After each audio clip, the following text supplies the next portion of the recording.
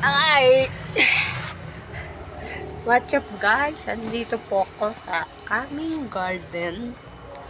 Garden na medyo madamo. Actually, madamo talaga na. Hindi pa na, tawag ko? Ano nga pong tawag doon? Nalilinisan na puputulan ng damo. Ang didilig po ako dito. Sa araw-araw dinidiligan dapat na halaman. Kasi tingnan nyo po, hindi ko po alam kung uulan. Hinihintay ko po kung uulan. Kahapon po dinulig ko yan. Pero umulan po nung mga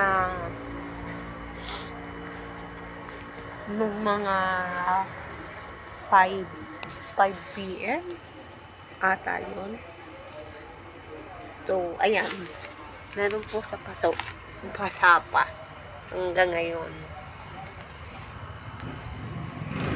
Hindi ko po yan didinig kasi matagal na po wala yan. Walang nakatanim. Hindi ko po alam kung ano itatanim ko dyan.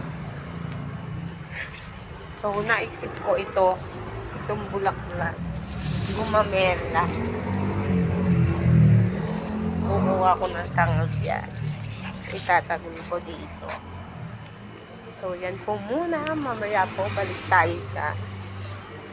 Kahapon po, hindi po ako nakapag-vlog. Kasi po, naglaba po ako. 2 salang. 2 salang. Saka nung isang araw, naglaba din po ako. Yan po. Ang aking mga nilabhan. Ito naman po, yung rubber plant. Akala ko po, ito po'y suloy. Usbong pala. Nagsanga lang din. May nahingi po sa akin.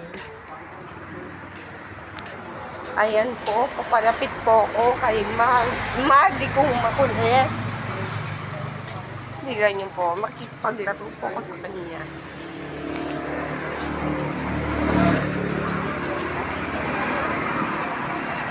Spirit, appear.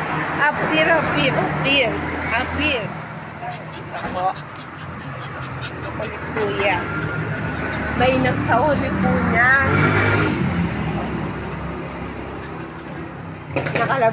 Hindi ko na po siya inaalpasan ngayon. Kasi po, nung pong alpasan ko, nung isang gabi, nawala po nung umaga. Buti, nakita ng Kuya Roy. Pinsan ko po, Kuya Roy.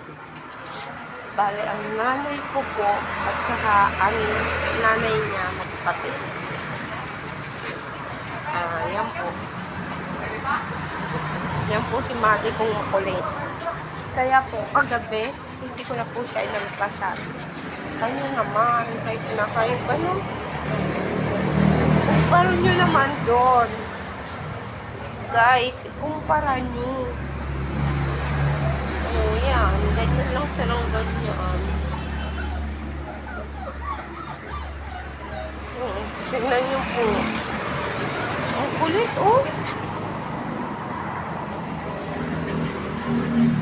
Papaliguan ko silang 2. Papakita ko po sa inyo kung paano ko paliguan yan 2 yan. Ito po muna. Ito pong makulit na to. Pagkatapos ito.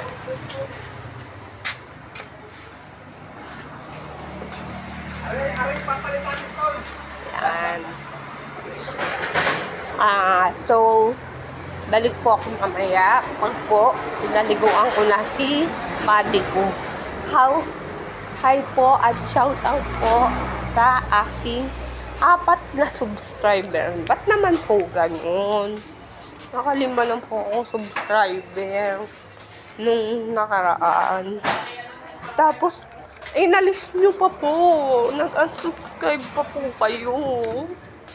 Bakit naman po ganun? Subscribe po kayo ulit. Gulong na sana ng bahay. Hindi po para sa akin. Yan. Para po dito. At saka po dito. At saka po dito. Please, please. And that's all. Bye-bye. See you later. Pag nakahanda na si Maliku.